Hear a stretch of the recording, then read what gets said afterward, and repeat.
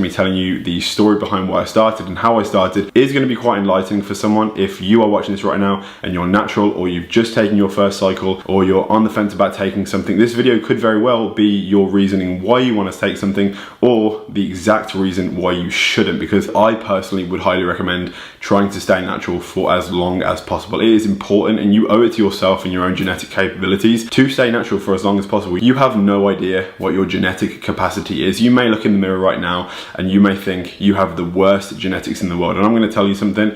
That was me when I started the gym. I had skinny arms, a little bit of a chest because I used to box. I boxed before I went to the gym for a couple of years, and I had some like definition in my chest and stuff, but other than that, my legs, we're not even going to talk about my legs and my arms. Everything was incredibly skinny, and my abdominal section, I don't have like a perfect six-pack abs, so the bit of muscle that I did have, which was my midsection, was all messed up and not straight and not genetically, you know, blessed. I don't have a perfect 8-pack. It's kind of a messed up 6-pack, so I looked at my physique, skinny arms, skinny legs, a messed up 6-pack, thinking I have probably the worst genetics in the world. And I competed about 3 months ago and actually won the overall at a classic physique competition in London, flew to Ukraine and come second in a pro qualifier. So to transition from someone that thought they had the worst genetics in the world to winning shows and traveling the world and competing in them, it's crazy to think what the body can do naturally, because my journey started when I was 16 years old. I did 3.5 years, almost 4 years of natural bodybuilding, and I'm so glad that I did that. I was able to develop a foundation, and I was able to see the results that I yielded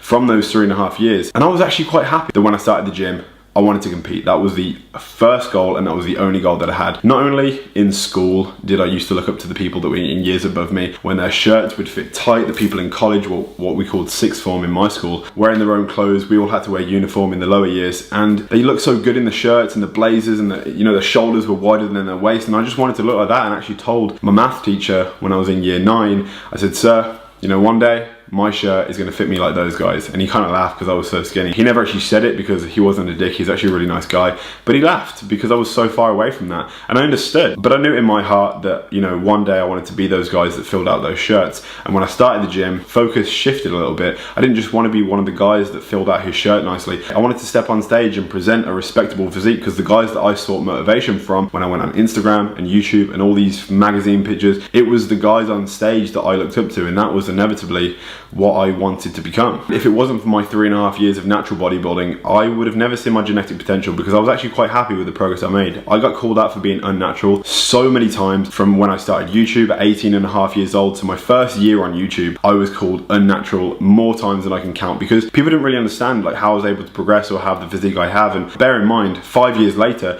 there are people that are just incredibly strong, 17, 18, 19-year-olds that have these incredible physiques, and I'm not sure what it is about this generation's genetics. They'd be the ones called unnatural, and I might have been skinny, but nevertheless I definitely got called out a lot for being a fake natty. I started to get quite proud of the fact that everyone was attacking me for this thing that I knew in my heart I was natural, and it gave me a lot of pride. And I feel like that's a testament to really anything in life. It doesn't really matter what anyone says. If you know in your heart that you're doing something for the right reasons, or you are something you are when someone else is telling you something that you're not, just know that your opinion of yourself is the only one that really matters. I guarantee the thought of switching over to the dark side has definitely crossed your mind. I'm gonna tell you my story about why I did, you know, how I did. Inevitably, the answer that I'm gonna give you is please wait as long as possible. The stage, the physique you want is always gonna be there, but please build a foundation first. I would recommend closer to 5 years. If you can naturally bodybuild for 4 to 5 years, you can, you know, respect your genetic potential. It would be an amazing thing to see what you can actually do naturally, which would honestly be an incredible thing and an incredible achievement for you. But then taking things to the next level, that's a personal choice. But I would always recommend as well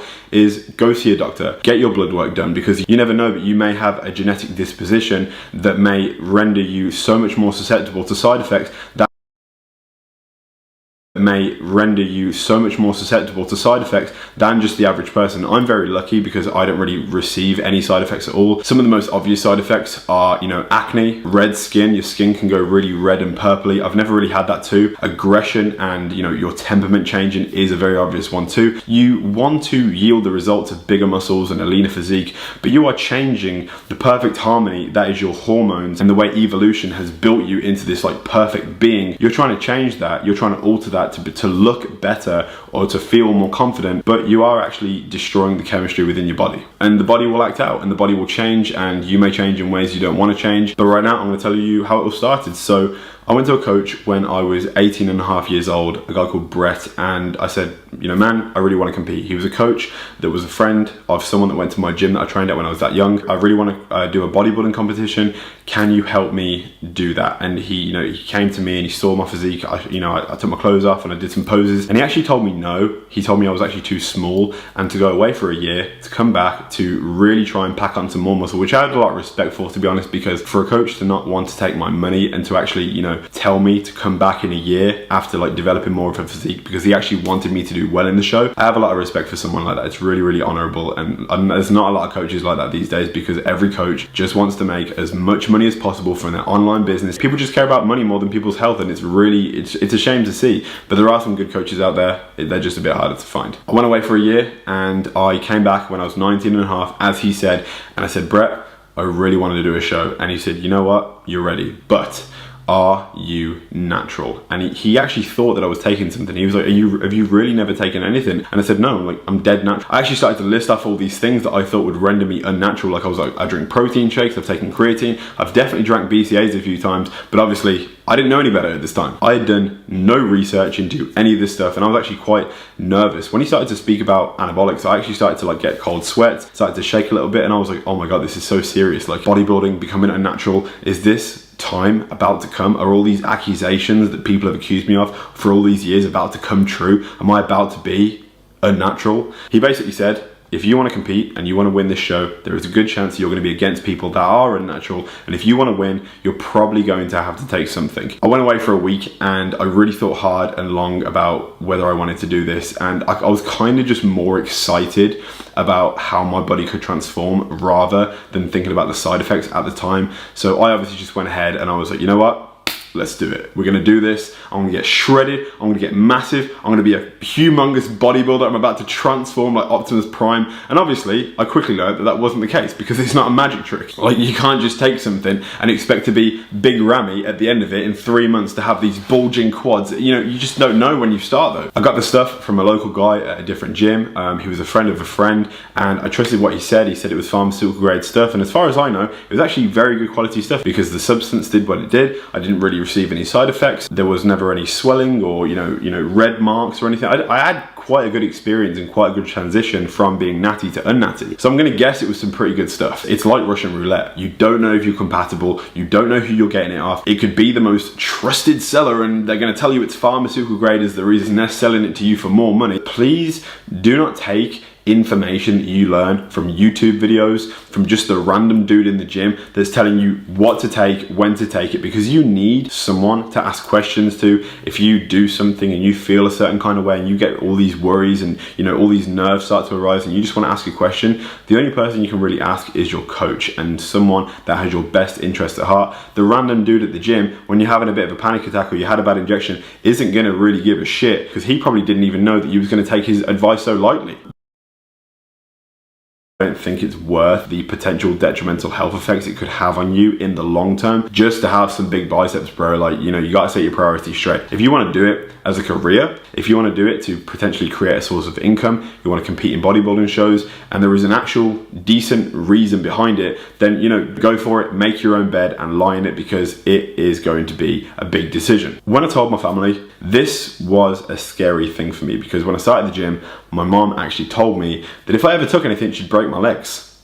So when the conversation arose that, Mom, I'm not actually natural anymore, I was very, very scared. Obviously I was a little bit older at this point and she kind of learned more about what I was doing, why I was trying to do it, all that kind of thing. And I, had that conversation with her about my priorities and what I really wanted to achieve. And, she comes to terms, she didn't like it, trust me, she did not like it, she wasn't okay with it. She supports me and my decisions and it wasn't as bad as I thought it was going to be. Friends were always supportive, they was obviously just worried about my health. I guess to conclude this story about why and how it all went down, because I've mentioned it briefly. Do I regret it?